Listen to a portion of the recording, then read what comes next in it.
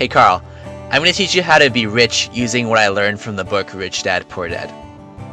Everything we own either helps us become richer or makes us poorer. Something that makes us richer is called an asset, whereas something that makes us poorer is a liability. The formula to getting rich is to have as many assets and as little liabilities as possible. I know it sounds simple, but the most important concepts are often simple, so don't take it lightly. Once you learn how to make $1, becoming a billionaire just means doing the exact same thing a billion times.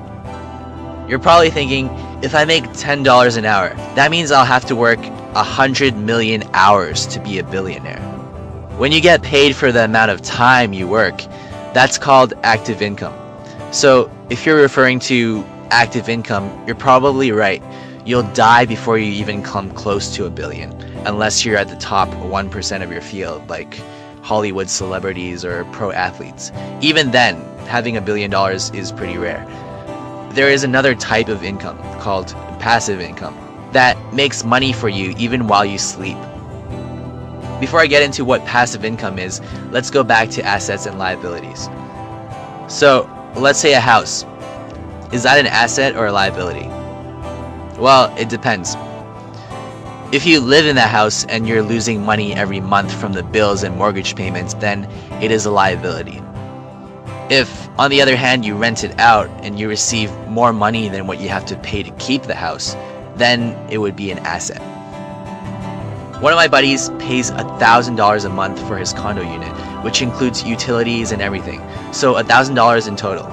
But he rents out half of his place for $1,200. Don't ask me how he does it. So not only does he live there for free, he actually makes $200 every month. That makes his condo unit an asset.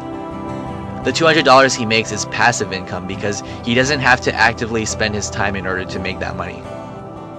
Once you can make passive income, all you have to do is repeat what you're doing. Since passive income isn't proportional to your time, you can make as much money as you want per hour. Imagine if my buddy rents 9 more condo units. If he makes $200 each month from each of those, he'll make $2,000 a month.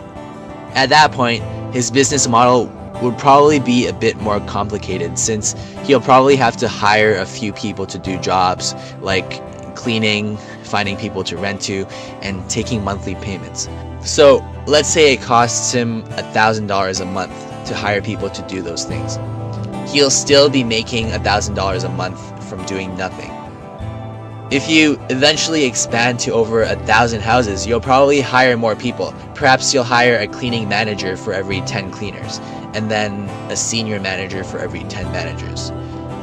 That's how businesses essentially operate. You have the CEO at the top with multiple level managers all the way down to each individual worker. Learning how to keep your money is just as important, if not more, than learning how to make money. I go more in depth on keeping your liabilities low in my article. I wanted to keep this video short so you won't be bored to death. So if you're interested, click on the thing at the top. There's also a great book called What I Learned Losing $1 Million, which teaches you how to keep your money. It's harder than you think, trust me. And finally, the best way to learn how to make lots of money is by learning from people who have lots of money. And there's no one better than Sam Walton, the founder of Walmart, the richest man ever in America. He wrote a book about his life before Walmart and the challenges he faced in his businesses. You can check it out here, but I recommend reading his book yourself. It's not the typical boring autobiography. It's actually one of the most